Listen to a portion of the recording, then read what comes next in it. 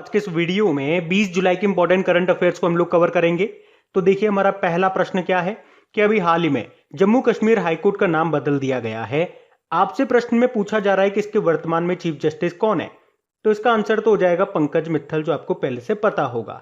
तो एक्चुअल में अभी प्रश्न क्या है कि जम्मू कश्मीर हाईकोर्ट का नाम बदल दिया गया और क्या कर दिया गया, जम्मू कश्मीर और लद्दाख हाईकोर्ट कर दिया गया।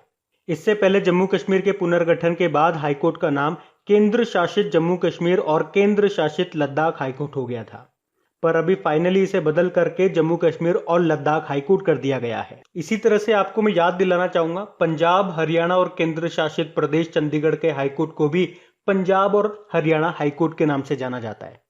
और वैसे जम्मू कश्मीर और लद्दाख हाईकोर्ट के वर्तमान में चीफ जस्टिस कौन है, तो पंकज मित्तल है। और जम्मू कश्मीर के वर्तमान में लेफ्टिनेंट गवर्नर कौन है, मनोज सिन्हा है। और लद्दाख यूनियन टेरिटरी के लेफ्टिनेंट गवर्नर कौन है, राधाकृष्ण माथुर है। अच्छा, वैसे भारत में अभी वर्तमान में टोटल कितने हाईकोर्ट हैं, तो याद रखना 25 हाईकोर्ट हैं। 25वां बना था कौन सा, अमरावती हाईकोर्ट, जो कि है आंध्र प्रदेश में। और उस अमरावती हाईकोर्ट के चीफ जस्टिस कौन है, अरूप कुमार गोस्वामी है। अच्छा, आप तो ये बताओ हाईकोर्ट में पहली महिला जस्टिस का नाम क्या है, तो आंसर होगा अन्ना चांडी, केरल हाईकोर्ट में थी ये। लेकिन अगर आपसे प्रश्न में पूछा जाता है कि हाईकोर्ट में पहली महिला चीफ जस्टिस का नाम क्या था, तो लीला सेठ था, हिमाचल प्रदेश हाईकोर्ट में।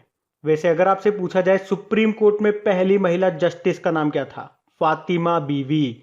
लेकिन आपसे पूछा जाए सुप्रीम कोर्ट में पहली महिला चीफ जस्टिस का नाम, तो आंसर होगा कुछ भी नहीं, कोई भी नहीं थी मतलब। तो फिर यही बता दो सुप्रीम कोर्ट में पहले चीफ जस्टिस का नाम क्या है, तो हीरालाल जे कानिया। और वर्तमान में हमारे चीफ जस्टिस ऑफ इंडिया कौन है, एन.वी. रमन्ना है 48 नंबर के। और अगर आपसे वर्तमान में तेलंगाना हाईकोर्ट की पहली महिला चीफ जस्टिस का नाम क्या है, तो हिमा कोहली, याद रखना। चलो आपके लिए एक प्रश्न, आप बताइए भी केन्या की पहली महिला चीफ जस्टिस कौन बनी थी। बाकी अरूप कुमार गोस्वामी ये अमरावती हाईकोर्ट की चीफ जस्टिस है, दीपांकर दत्त बॉम्बे हाईकोर्ट की चीफ जस्टिस है, और विक्रम नाथ ये गुजरात हाईकोर्ट की चीफ जस्टिस है। तो ये ध्यान रखना, बढ़ते आगे। फिर बताइए अभी हाल ही में किसने ब्रिटिश ग्रैंड प्रिक्स 2021 को जीत लिया है, तो आंसर होगा लुइस हैमिल्टन ने। तो ब्रिटेन के हैं ये लुइस हैमिल्टन, और अभी इन्होंने British Grand Prix Formula 1 race को जीत लिया है। अच्छा, किस कार कंपनी के ड्राइवर है, तो याद रखना मर्सिडीज के ड्राइवर है। और ये उनके करियर की 99th यानी कि 99वीं जीत है। और इस साल में बात करेंगे तो ये इनकी चौथी जीत है। तो फर्स्ट नंबर पे रहे लुइस हैमिल्टन, सेकंड नंबर पे चार्ल्स लेक्लर्क रहे, जो कि फेरारी के ड्राइवर है और ये खुद मोनाको से हैं। और थर्ड नंबर पे वोल्टेरी बोटास रहे, जो कि मर्सिडीज के तो ड्राइवर है और फिनलैंड के वो हैं। अब देखो इस साल में ये 10वीं रेस है, और आप ये मान के चलो जब भी आपके एग्जाम होंगे तो फॉर्मूला 1 रेस से एक प्रश्न आपका पूछा जाता है। या तो प्रश्न इस तरह से आ जाएगा, कोई भी एक रेस दे दी जाएगी और आपसे पूछ लिया जाएगा कि इस रेस को किसने जीता है। या और सिंपल अगर एग्जामिनर करना चाहेगा प्रश्न को, तो वो किसी भी एक फॉर्मूला 1 ड्राइवर का नाम दे देगा और आपसे पूछ लेगा कि वो किस कार कंपनी के ड्राइवर हैं, या ज्यादा से ज्यादा नेशनलिटी और पूछ सकता है। तो देखो मैं आपको बता दूं, पहले तो ये सारी 10 की 10 रेस आप याद रखें, क्योंकि ये 10 में से ज्यादातर रेस या तो लुइस हैमिल्टन या मैक्स वर्स्टैपेन ने ही जीती है।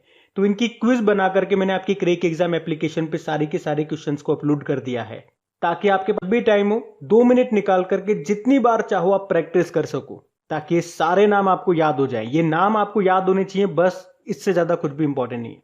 तो एप्लीकेशन का लिंक आपको नीचे डिस्क्रिप्शन में मिल जाएगा। अभी हम बढ़ते हैं आगे। फिर बताइए अभी हाल ही में भारत ने किन देशों के साथ में एक वर्चुअल समुद्री अभ्यास TTX 2021 आयोजित किया, तो आंसर होगा श्रीलंका और मालदीव। तो अभी भारत, श्रीलंका और मालदीव के शीर्ष रक्षा अधिकारियों ने एक वर्चुअल त्रिपक्षीय टेबल टॉप अभ्यास जिसका नाम है TTX 2021 में भाग लिया। ये अभ्यास समुद्री अपराधों जैसे कि नशीले पदार्थों पर अंकुश लगाने और क्षेत्र में समुद्री खोज और बचाव में सहायता पर केंद्रित था। इसे मैरीटाइम वॉरफेयर सेंटर मुंबई के द्वारा कोऑर्डिनेट किया गया था। देखो एक्सरसाइज की बात है तो कुछ इंपॉर्टेंट एक्सरसाइज मैं आपको बताता हूं कि भारत किन किन देशों के साथ कौन से एक्सरसाइज करता है। जैसे कि इस साल चर्चा में रहा था खंजर एक्सरसाइज, जो भारत ने किस देश के साथ किया, किर्गिस्तान के साथ। कहां पे, बिश्केक में। संप्रीति नाम का एक्सरसाइज करते हैं हम किसके साथ, बांग्लादेश के साथ में। सूर्य किरण नाम का एक्सरसाइज करते हैं नेपाल के साथ में। इस साल हमने फ्रांस के साथ एक्सरसाइज डेजर्ट नाइट नाम का अभ्यास किया था राजस्थान में।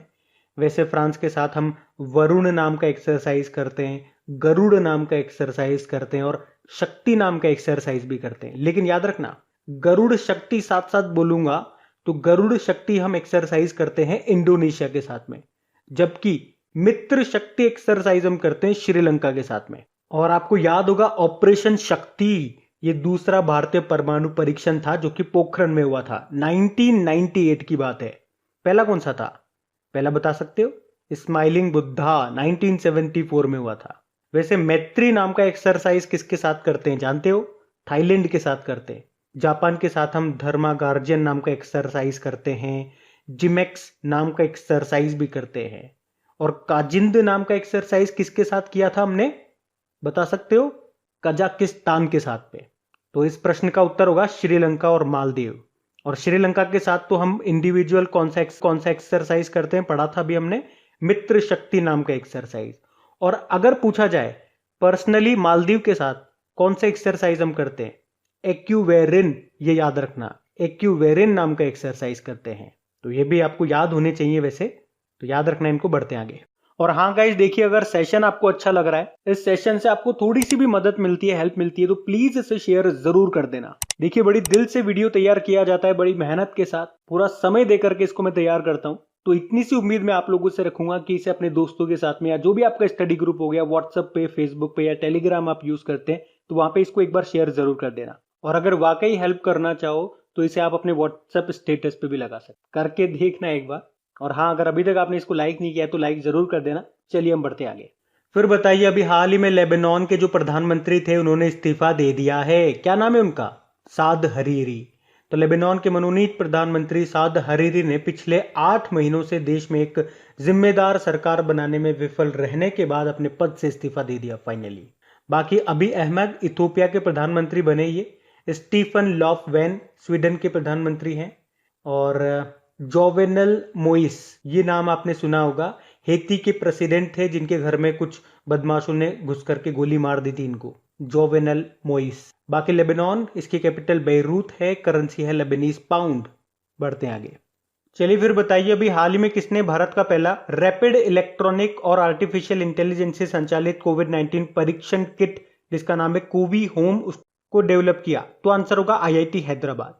तो याद रखना, ये कोवी होम क्या है? कोविड-19 का एक परीक्षण किट है। इसमें 30 मिनट में आपको रिजल्ट मिल जाएंगे और एक टेस्ट की कीमत आती है 300 रुपए। तो इसे बनाया है किसने? आईआईटी हैदराबाद ने। क्या नाम है? कोवी होम इसका नाम है। इसी तरह से आपको याद होगा, पुणे में माई लैब ने घर पर ही कोरोना टेस्ट करने वाली एक किट बनाई थी और उसका नाम क्या रखा था? कोवी शेल्फ नाम रखा था। अभी डीआरडीओ ने 2DG दवा बनाई थी कोविड-19 की रोकथाम के लिए। 2DG का क्या मतलब हो गया? 2-डीऑक्सी डी ग्लूकोज।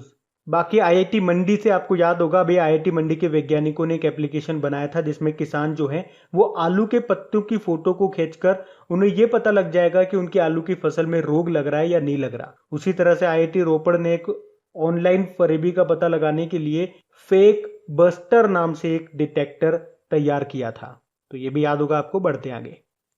फिर बताइए, अभी हाल ही में द इंडिया स्टोरी नाम की बुक को किसने लिखा है? तो आंसर होगा बिमल जालान ने। तो अभी आरबीआई के जो पूर्व गवर्नर हैं जिनका नाम है बिमल जालान, उन्होंने ही द इंडिया स्टोरी नाम से अपनी एक नई बुक लिखी है। वैसे इनकी और कुछ और बुक्स भी हैं, जैसे कि India then and now, India ahead, ये भी बुक इन्होंने ही लिखी है। अच्छा, उर्जित पटेल आप जानते हो, ये भी आरबीआई के पूर्व गवर्नर हैं।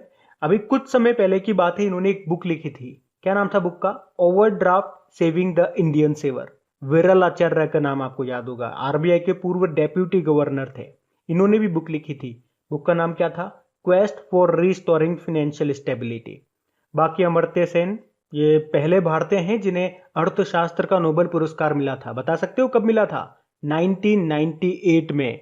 और इन्हें भारत का सर्वोच्च नागरिक सम्मान कब मिला था? बता सकते हो कब मिला था? जस्ट 1 साल बाद, 1999 में। और अभी इन्होंने बुक लिखी है एक, होम इन द वर्ल्ड। अब देख लो कितने महत्वपूर्ण व्यक्ति हैं ये। तो ऐसे व्यक्तियों की पुस्तकें या इनसे संबंधित प्रश्न आपके एग्जाम में पूछे जाएं, इसकी प्रोबेबिलिटी, इसकी प्रायिकता ज्यादा होती है। तो ऐसे नामों को आप रिवाइज करते रहा करो, है ना। जैसे अमर्त्य सेन हो गया, एक सलमान रुश्दी का नाम भी याद रखो, ये नाम भी इंपॉर्टेंट है। अभी एक बुक लिखी है इन्होंने, लैंग्वेजेस ऑफ ट्रुथ ऐसे। अमिताभ घोष ने भी एक बुक लिखी है, द लिविंग माउंटेन। अच्छा, जब भी बुक की बात आती है 2-3 इंपॉर्टेंट नाम मैं आपको बताता हूँ। एक नाम याद रखना, शरण कुमार लिम्बाले का 30वां सरस्वती सम्मान जीता है उन्होंने अपने मराठी उपन्यास सनातन के लिए। एक शरद पगारे का नाम याद रखना, इन्होंने 30वां व्यास सम्मान जीता है अपने उपन्यास पाटलिपुत्र की सम्राज्ञी के लिए। एक मुझे करेक्शन कराना है आप लोगों को यहाँ पे। देखो, जब भी ये नाम मैं आपको बताता हूँ कि ये नाम इंपॉर्टेंट है, मैं हर बार आपको बताता हूँ जब भी कोई बुक का क्वेश्चन आता है तो मैंने आपको बताया है शरद पगारे को 31वां व्यास सम्मान मिला है, क्योंकि जिस साइड से मैंने ये क्वेश्चन उठाया था तो वहां पे 31 ही लिखा हुआ था, इसीलिए मैंने आपको 31 बता दिया था। लेकिन अभी कुछ दिन पहले एक स्टूडेंट का मेरे पास मैसेज आया, तो उन्होंने कहा कि वो एक बार आप चेक कर लीजिए 30 है कि 31 है। तो जब मैंने चेक किया तो एक्चुअल में इनको 30वां व्यास सम्मान मिला है, क्योंकि सरस्वती सम्मान और व्यास सम्मान इन दोनों सम्मानों की स्थापना की गई थी किसके द्वारा? के बिरला फाउंडेशन के द्वारा। कब ये स्थापित किए गए थे? 1991 में।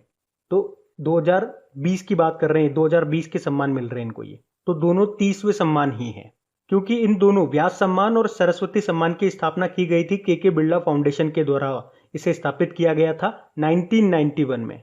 तो दोनों ये 30वें नंबर का ही है। तो ये आप करेक्शन कर लेना, अगर कहीं पे आपने नोट्स बनाए हो तो वहां पे प्लीज उसे 31 की जगह 30 कर लीजिएगा। मैं एक बार फिर से बोल रहा हूं, शरण कुमार लिम्बाले को 30वां सरस्वती सम्मान मिला है अपने मराठी उपन्यास सनातन के लिए। शरद पगारे को 30वां व्यास सम्मान मिला है अपने उपन्यास पाटलिपुत्र की सम्राज्ञी के लिए। एक और नाम याद रखो, मोहन कृष्ण बोहरा का। इनको 30वां बिहारी पुरस्कार मिला है इनके उपन्यास तस्लीमा संघर्ष और साहित्य के लिए। और ये नाम बहुत ज्यादा इंपॉर्टेंट है, इसलिए मैं आपको हर बार बताता हूं, याद रखना। बढ़ते आगे। फिर बताइए, क्षेत्रीय कनेक्टिविटी बढ़ाने के लिए स्थापित किए जा रहे नए क्वाड ग्रुप में कौन कौन से देश शामिल होंगे? तो आंसर होगा यूएसए, अफगानिस्तान, पाकिस्तान और उज्बेकिस्तान।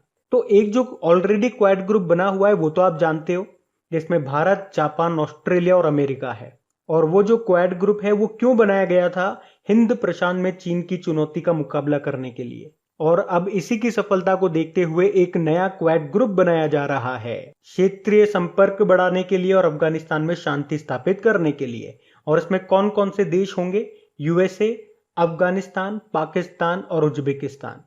और अफगानिस्तान इसमें फोकस देश होगा। तो आपको ये चारों देशों के नाम याद रखने हैं। अच्छा, उज्बेकिस्तान के साथ हम कोई एक्सरसाइज करते हैं क्या? इस साल की थी ये ना, कौन सी? डस्ट लिक नाम की एक्सरसाइज। कहां पे की थी बता सकते हो? उत्तराखंड के रानीखेत में। तो ये भी ध्यान रखना। बढ़ते हैं आगे। फिर बताइए, अभी हाल ही में किस राज्य सरकार ने one block one product scheme को शुरू किया है? तो आंसर होगा हरियाणा ने।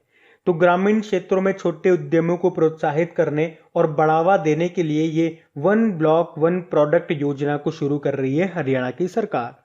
तो हरियाणा सरकार की इस प्रकार से हर ब्लॉक को किसी न किसी औद्योगिक दृष्टि से जोड़ने की योजना है। बाकी नाम देख के आप बता सकते हो अभी इन्होंने कौन सी योजनाएं शुरू की थी। जैसे कि हिमाचल प्रदेश ने पर्वत धारा योजना शुरू की थी, राजस्थान ने अभी घर घर औषधि योजना शुरू की थी, चिरंजीवी योजना इन्होंने शुरू की थी। मध्य प्रदेश से आपको याद होगा अंकुर योजना इन्होंने शुरू की थी। एक छत्तीसगढ़ ने महतारी दुलार योजना शुरू की थी। उत्तराखंड ने अभी वात्सल्य योजना शुरू की थी। और उत्तराखंड की पुलिस ने मिशन हौसला शुरू किया था। उसी तरह से उड़ीसा ने मुख्यमंत्री कर्म तत्पर अभियान शुरू किया था। अभी असम सरकार ने मुख्यमंत्री कोविड-19 विधवा सहायता योजना शुरू की थी। फिर अगला प्रश्न है, हाल ही में आईसीसी ने, इंटरनेशनल क्रिकेट काउंसिल ने किन देशों को सदस्य देशों के रूप में शामिल किया है? तो आंसर होगा मंगोलिया, ताजिकिस्तान और स्विट्जरलैंड, इन तीनों को। तो अभी आईसीसी ने मंगोलिया, ताजिकिस्तान और स्विट्जरलैंड को अपने सदस्य देशों के रूप में शामिल कर लिया है। ये मंगोलिया और ताजिकिस्तान ये तो एशिया क्षेत्र के 22वें और 23वें सदस्य बने हैं, और स्विट्जरलैंड यूरोप का 35वां सदस्य बना है। तो इस तरह से अब आईसीसी में टोटल 106 सदस्य हैं। देखो, आईसीसी की बात करते हैं ना, इसकी स्थापना होती है 1909 में। हेडक्वार्टर दुबई यूएई में है। अभी तक इसके सीईओ कौन थे? मनु साहनी थे, याद रखना। भी इन्होंने इस्तीफा दे दिया कुछ दिन पहले ही। चेयरमैन इसके ग्रेग बार्कले हैं, जो कि कहां से हैं? न्यूजीलैंड से हैं। अच्छा, आईसीसी से सबसे इंपॉर्टेंट क्वेश्चन बताऊं जो आपके एग्जाम में डेफिनेटली पूछा जाएगा, और आपको वही चीजें पढ़नी है जो आपके एग्जाम में आए, उन्हीं चीजों का रिवीजन करना है बार बार जो आपके एग्जाम में आए। जैसे कि अभी आईसीसी ने इस साल एक नया अवार्ड शुरू किया, ICC player of the month. 6 महीने हो गए, जनवरी, फरवरी, मार्च, अप्रैल, मई, जून, 6 महीनों के एक एक पुरुष हर महीने में से और एक एक महिला हर महीने में से, यानी कि 12 नाम आपको याद होने चाहिए। एक बार चलो रिवाइज कर लेते हैं। जनवरी मंथ के लिए बात करेंगे तो पुरुषों में अवार्ड मिला था किसे? ऋषभ पंत को। महिलाओं में मिला था शबनम इस्माइल को, जो कि साउथ अफ्रीका से हैं। फरवरी मंथ में पुरुषों में तो आर अश्विन विजेता रहे और महिलाओं में टेमी बैमॉन, जो कि इंग्लैंड की हैं। मार्च के महीने में पुरुषों में भुवनेश्वर कुमार और महिलाओं में लिजेल ली, जो कि साउथ अफ्रीका से हैं। अप्रैल के महीने में पुरुषों में तो बाबर आजम, जो कि पाकिस्तान के हैं, और महिलाओं में एलिसा हेली, जो कि ऑस्ट्रेलिया की है। मई के महीने में बात करेंगे तो पुरुषों में तो मुशफिकुर रहीम, जो कि बांग्लादेश के प्लेयर हैं। महिलाओं में कैथरीन ब्राइस, जो कि स्कॉटलैंड की प्लेयर है। और जून के महीने में डेवॉन कॉनवे, जो कि न्यूजीलैंड के प्लेयर हैं। और महिलाओं में सोफी एक्लेस्टोन, जो कि इंग्लैंड की प्लेयर है। तो ये 12 के 12 प्लेयर आपको पता होने चाहिए और ज्यादा मुश्किल नहीं है। हर महीने में केवल 2 ही नाम आपको यहां से याद रखने हैं। साथ के साथ याद करते चलोगे तो दिक्कत नहीं आएगी। सोचोगे एक साथ याद कर लोगे तो फिर दिक्कत आएगी। और इनके ऊपर भी मैंने क्विज बना करके आपकी क्रैक एग्जाम एप्लीकेशन पे अपलोड कर दिए, ताकि आप अच्छे से प्रैक्टिस करते रहो। प्रैक्टिस करते रहोगे, रिवीजन करते रहोगे, तो आप इन चीजों को नहीं भूलोगे। और एक बार पढ़ लोगे और रिवीजन नहीं करोगे तो डेफिनेटली आप इन चीजों को, इसीलिए रिवीजन मस्ट है। तो रिवीजन करना। हम बढ़ते हैं आगे। फिर बताइए, अभी हाल ही में किस देश में दुर्लभ मानव मंकी पॉक्स का पहला मामला सामने आया? तो आंसर होगा अमेरिका में। तो अभी अमेरिका के टेक्सास में एक व्यक्ति मंकी पॉक्स से संक्रमित पाया गया और अमेरिका में 20 सालों में पहली बार ऐसा मामला सामने आया है। ये जो मंकी पॉक्स होता है, ये स्मॉल पॉक्स यानी कि चेचक की तरह ही होता है। मंकी पॉक्स ये भी वायरस से होता है। इसमें भी शरीर में छोटे छोटे दाने की तरह निकल जाते हैं। अच्छा, अगर आपसे पूछा जाए दुनिया का पहला टीका ये खोजा गया था किसका? स्मॉल पॉक्स का। किसने खोजा था? एडवर्ड जेनर ने। अच्छा, कुछ रोगों के बारे में मैं आपको बताता हूं, डिजीज के बारे में, जो कि वायरस से होती है। तो इसे आप ऐसे याद रख सकते हो। मेरी कैट एमपी की है वीरू। वीरू मेरे दोस्त का नाम है। क्या कह रहे हैं मुझसे? मेरी कैट एमपी की है वीरू। तो देखो क्या बनेगा। एम से बन गया मम्स, यानी कि गलसुआ। ई से बन गया एंसेफलाइटिस, मस्तिष्क का रोग होता है। आर से बन गया रेबीज। और अभी भारत का पहला रेबीज फ्री स्टेट कौन सा बन गया है? कमेंट बॉक्स में आपको टाइप करके बताना है। आई का मतलब इन्फ्लुएंजा हो गया। सी से चिकन पॉक्स हो गया। ए से हो गया एड्स। टी से हो गया ट्रैकोमा। एम से हो गया मीजल्स। पी से यहां पे हो गया पोलियो। और एच से हो गया हेपेटाइटिस। और वीरू से हो गया वायरस से होने वाले रोग। वीरू यानी कि वायरस। तो ये क्या हो गया? मेरी कैट एमपी की है वीरू। फिर बताइए, अभी हाल ही में दिल्ली सरकार ने रियल टाइम बस ट्रैकिंग सेवा के लिए किसके साथ समझौता किया? अभी आंसर होगा गूगल के साथ में। मतलब बस कहां से शुरू हुई है, कहां पहुंची है, बस का आगमन और प्रस्थान, मतलब बस की रियल टाइम लोकेशन आपको पता लग सकेगी। और अभी इसी के लिए दिल्ली सरकार ने गूगल के साथ समझौता किया है। तो अब जो भी यात्रीगण होंगे, जो भी पैसेंजर होंगे, वो गूगल मैप्स पर अपनी बस की लोकेशन को ट्रैक कर पाएंगे। किसके साथ समझौता किया? गूगल के साथ। देखो, गूगल का हेडक्वार्टर कहां पर है? कैलिफोर्निया यूएस में है। इसके फाउंडर थे लेरी पेज और सर्जे ब्रिन। इसकी पेरेंट कंपनी है अल्फाबेट। और याद रखना, गूगल के और अल्फाबेट के सीईओ दोनों एक ही है। क्या नाम है? सुंदर पिचई। आपको याद होगा, जो गूगल है वो दुनिया की सबसे लंबी समुद्री केबल का निर्माण करेगा और उसका नाम क्या रखा है उसने? फर्मिना। और वो जो केबल होगी वो अमेरिका, ब्राजील, उरुग्वे और अर्जेंटीना को जोड़ेगी। और आपको याद होगा, इसी तरह से गूगल ने वुमेन विल नाम से एक वेब पोर्टल भी लॉन्च किया था। और भारत में गूगल क्लाउड के नए मैनेजिंग डायरेक्टर बने हैं विक्रम सिंह बेदी। उसके अलावा आईसीआईसीआई बैंक, ये फास्टैग के लिए गूगल पे के साथ समझौता करने वाला पहला बैंक बना था। ध्यान रखना। ये भी बढ़ते हैं आगे। फिर बताइए, अभी हाल ही में किस देश की नौसेना ने भारतीय नौसेना को 2 MH-60R मल्टी रोल हेलीकॉप्टर सौंपे हैं?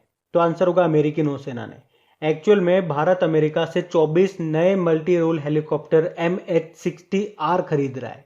तो उसी के तहत इनके पहले बैच में अमेरिकी नौसेना ने 2 हेलीकॉप्टर भारतीय नौसेना को सौंप दिए हैं। तो इससे हमारी नौसेना की लड़ाकू क्षमता बढ़ेगी।